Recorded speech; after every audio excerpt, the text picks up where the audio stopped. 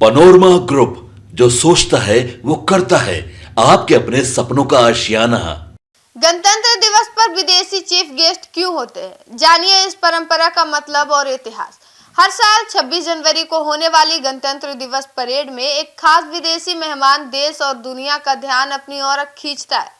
राष्ट्रपति के साथ बैठा यह मेहमान सिर्फ एक औपचारिक अतिथि नहीं होता, बल्कि भारत की विदेश नीति, रणनीति और आने वाले अंतर्राष्ट्रीय रिश्तों का संकेत भी होता है।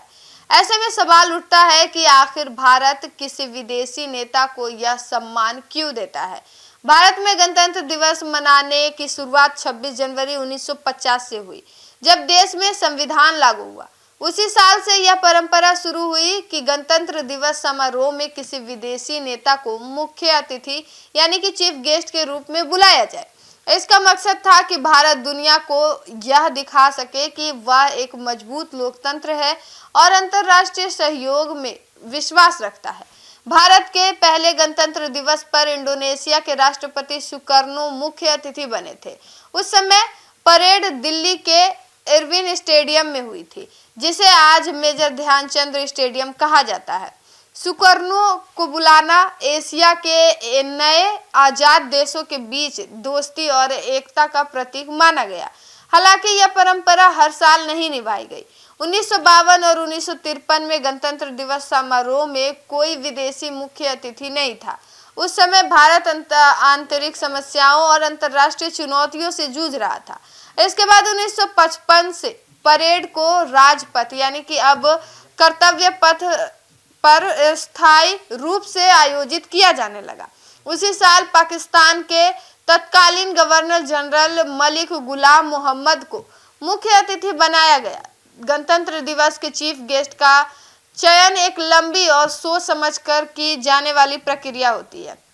इसकी तैयारी करीब 6 महीने पहले से शुरू की जाती है। विदेश मंत्रालय इस पूरी प्रक्रिया को संभालता है। इसमें यह देखा जाता है कि उस देश के साथ भारत के रणनीतिक, आर्थिक, रक्षा और कूटनीति रिश्ते कैसे हैं। पूर्व राजनयिकों के अनुसार चीफ गेस्ट का चयन सिर्फ सम्मान देने के लिए नहीं होता, यह एक रणनीतिक संदेश भी देता है। इससे यह साफ होता है कि भारत किन देशों या संगठनों के साथ अपने रिश्ते और मजबूत करना चाहता है। कई बार यह रक्षा सहयोग, व्यापार समझौते और वैश्विक मुद्दों पर साझेदारी का संकेत भी होता है।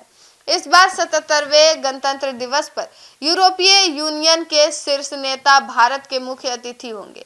यूरोपीय परिषद के अध्यक्ष एंटोनियो कोस्टा और यूरोपीय आयोग की अध्यक्ष उर्सुला वॉन देर लेन 25 से 27 जनवरी 2026 तक भारत की राजकीय यात्रा पर रहेंगे। वे गणतंत्र दिवस समारोह के साथ साथ भारत EU शिखर सम्मेलन में भी शामिल होंगे। गणतंत्र दिवस का चीफ गेस्ट सिर्फ एक परंपरा नहीं, बल्कि भारत की वैश्विक सोच और भविष्य के दिशा को दिखाने वाला प्रतीक है। यह बताता है कि भारत न सिर्फ अपने लोकतंत्र पर गर्व करता है, बल्कि दुनिया के साथ मिलकर आगे बढ़ने में भी विश्वास रखता है। Bureau report, city post live.